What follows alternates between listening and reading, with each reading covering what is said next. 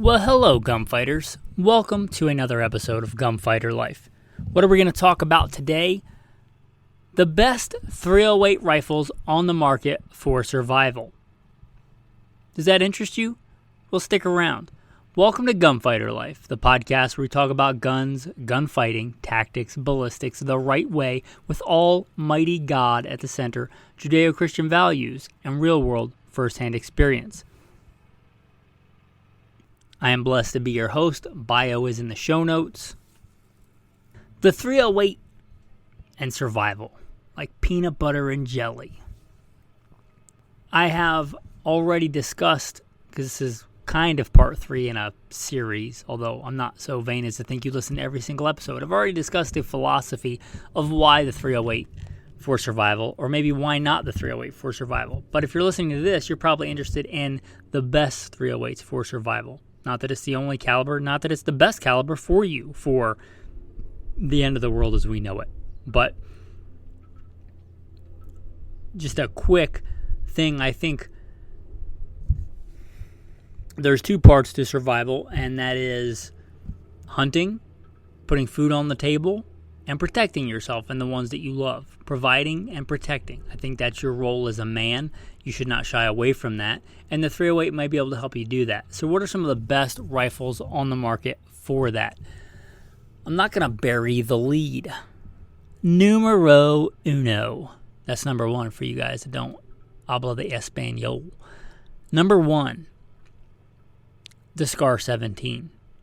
The S.R.T is a phenomenal rifle. It's military proven. It's reliable. Mine, sample size of 1, and one of the guys I work with also has one, and he says this is crazy accurate. But as far as firsthand, the one that I have is crazy accurate. It's so accurate, if it was a precision bolt action rifle, I would be happy with its accuracy. It's crazy accurate. It's dependable. It's reliable. And it's not very heavy. 7.7 pounds. It's legit. It's a freaking phenomenal rifle. It is, I think, the best one for this if fighting is in the equation, if fighting may be in the equation. It's semi-automatic. It's military proven. It's rugged. It's reliable. It's a decent weight. It's 308, the S.R.T. Now, downsides, they're crazy expensive. I saved up for a long time. I wanted one, and then I got a job. I was the commander of a tactical team to stop active shooters, and I thought, instead of just wanting one, this is a rifle that could potentially help save lives. I should spend the money and get a good rifle. And I did, and I got the S.R.T, and I don't regret it. Worth every penny. But if you don't have the pennies, you might be better off with something else than dreaming about the gun that you can't have. Or maybe you're better off. There's a lot of other things in survival, right? Do you have antibiotics? Do you have food stored? Do you have, all kinds of other stuff? So a rifle is not the end-all, be-all. It's not like if you have a rifle, you're just going to survive because you have a rifle. It doesn't work like that. You can have the coolest rifle in the world and die of dysentery or starve to death. So it's the best. I think it is the best 308 rifle for survival if you are talking about a battlefield weapon. Now, I don't know what the future holds, right? I'm not like one of these preppers that thinks I know exactly what the catastrophe is going to be. I don't know. Nuclear war, an actual pandemic that kills off a large portion of the population. The failure of the power grid. I don't know what it's going to be. I don't know.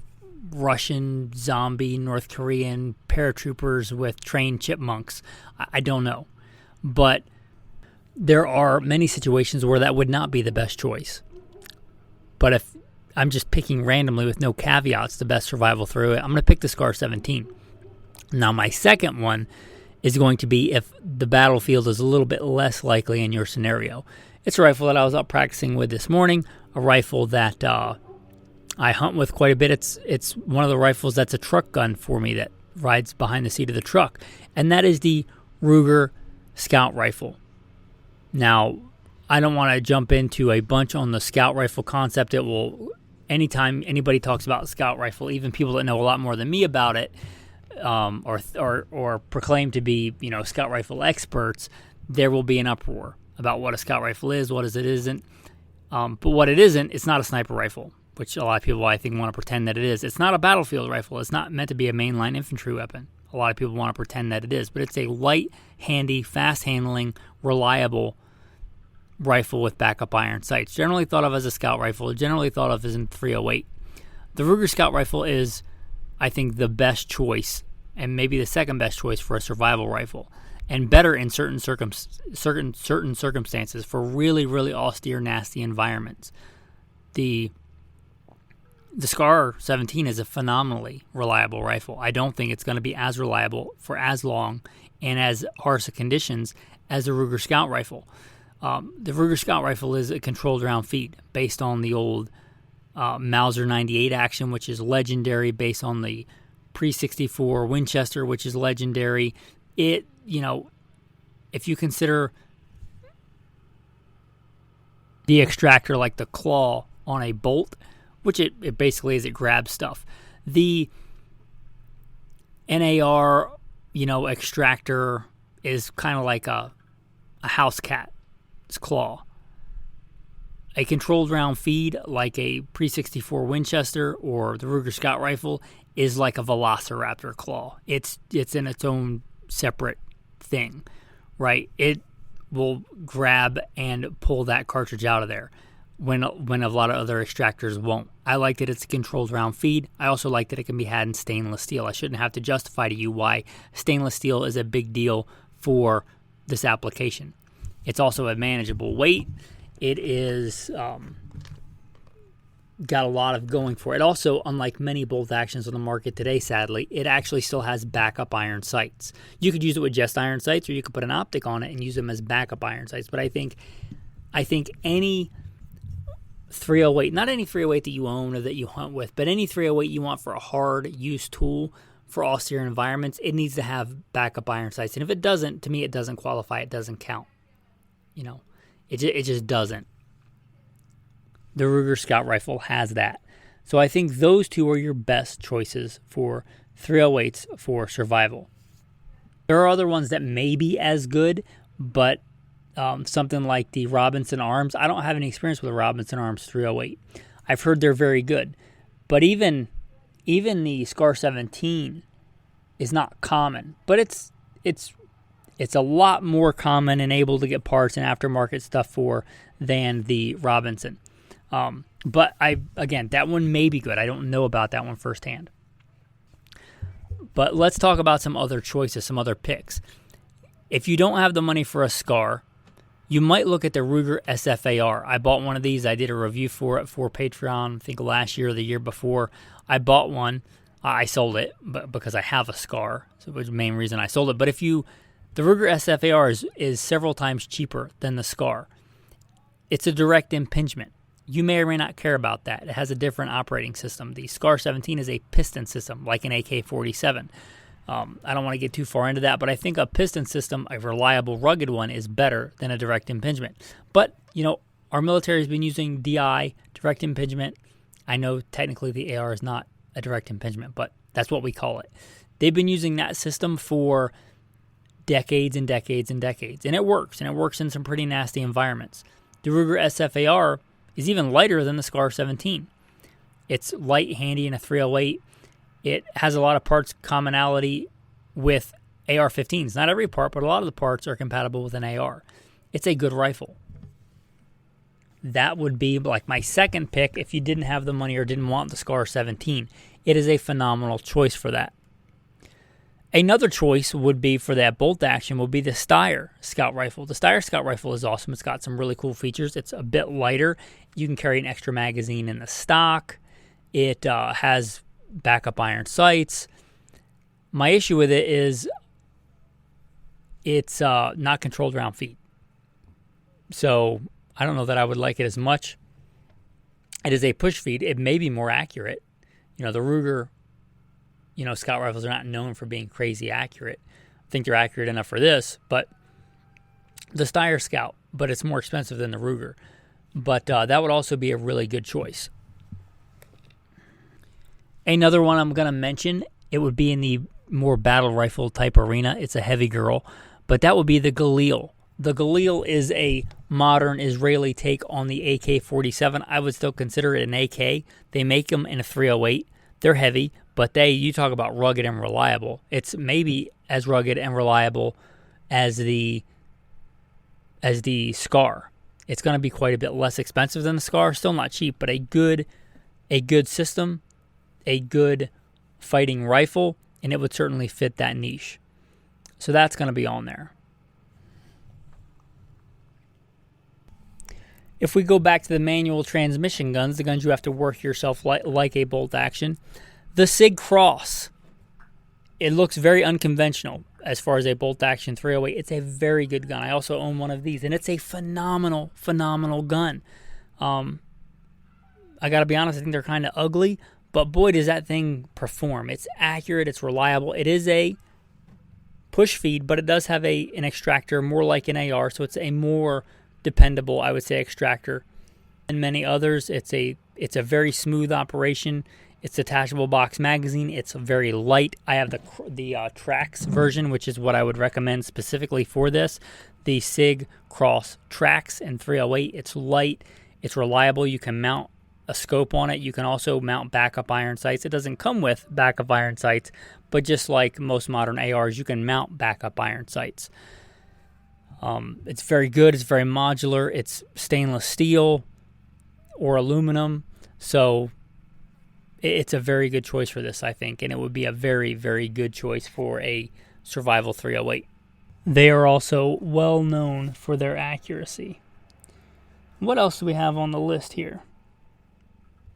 Again, I think that the lack of iron sights knocks most of the modern rifles out of this. Either that or they're just way too heavy and obese. We're not talking about bench rest. We're not talking about PRS. Those are about as practical as a football bat. I'm talking about a practical rifle with iron sights. It's a manageable weight. One of the ones that comes to mind is the Savage Hog Hunter. These are good, fairly decent, and Savage is also very much known for accuracy. I don't know why they didn't make this in stainless steel, but they didn't. It is a push feed. It's not stainless steel, but it is a Savage. I forget if it's based on the 10 or the 110 or the 111, one of those family, which has been around a long time. They're known for accuracy. They make it in a manageable, 308 with iron sights. You can also, it has a really good mounting system and common parts for mounting good optics. Different triggers and stuff if you would want them. It's a good option, very affordable, as many Savage products are. The Savage Hog Hunter. Another one, kind of a wild card, doesn't really fit in many places, but I'm going to throw it in here. If you kind of wanted to be the gray man concept and you wanted to look like you had an old school hunting rifle, but you wanted fast handling 308, you might look at the Remington 7600, the 760, maybe even this. I forget when they came out with the model that it was in 308. Most of these are going to be in 30-06, which is also not a bad caliber. We're talking about 308s. They made the 760 in a 308. I think they also made the 760, I believe it's P, which is the police model. You may look for that one also, but the Remington 760, it's kind of looks like a hunting shotgun, except it's a rifle, pump action, very fast. You might think they're not accurate. They actually have a good reputation for being plenty accurate. So you could get a 308 detachable box magazine. It's not going to be as fast as a semi-auto, but it's going to be faster than a bolt. And it's probably legal in all 50 states. So that Remington 760, that's a really, really good option. Don't overlook that. They're not highly coveted. So although they're really good quality, old school, American Remington quality, they don't command the premium that, say, like a Pre-64 Winchester would. So they're a really good option. Don't forget about those. The next ones, now I'm not for, rolling the dice with your life just because something's cool and esoteric and old military. I love military stuff. I love military history. But coolness in military history is not what's going to keep me alive. Practical rifles are. But there are two that come to mind that are historical. If you're into, military history, the old school stuff, if that's just your thing. there are a few options that would not be the worst things in the world to have for a 308 survival rifle. You might know the Enfields. The Enfields are legendary for, working around the world, being a very fast bolt action, for being a rugged military rifle. Most of those are in 303 Brit. Some of those are the 1917 and 30-06. But for today's discussion, there was one made for India. I don't remember if it was made in India or made for India, but it was the Ishapur. The Ishapur is an Enfield in 308. If you like the Enfield, you like the history, you like the looks, then they have the Ishapur, which is an Enfield in 308. They're not highly coveted. I don't think they are commanding a premium as far as many of the other rifles of their, like a classic all-matching serial number World War I or World War II Enfield would. So you might look for the Ishapur Enfield in 308. The other one that I recently became aware of, it came up in the Patreon chat. I was like, I never even heard of that. And then I saw one in a gun store the other day. And it was, under $1,000. And it was a Mauser. A military Mauser in 308. It was actually pretty handy and lightweight compared to a lot of military rifles of its era. Of like that full-powered Mauser-type rifle. It's the Spanish S.R.T. Since I don't think they were using any big conflicts, I don't know that they're really coveted among like true military historians, unless they just are into collecting Mausers. I don't know that they're crazy expensive. The one that I saw, again, under $1,000, it was in real good shape. But light, handy, the Mauser 98 action is known for being crazy reliable. There's probably some of those floating around that have been around over 100 years with no parts changes that are still running fine. I don't have any reason to believe that these aren't very high quality Mausers as well. But the FR8, the only issue is you may have a hard time finding them. I may have only ever seen one in my entire life. It just so happened to be the other day, and one of the other patrons in the chat said that they wanted one. They were talking about it, and I'd said I never even heard of it. And then not long after that, I saw one. But I think they're very, very rare. But again, if you're into the old military stuff, you want an old military rifle, and you want one in 308, either the Ishapur or the FR8 would be a good choice. Obviously, they're going to have good iron sights, and they're going to be rugged and made for austere conditions.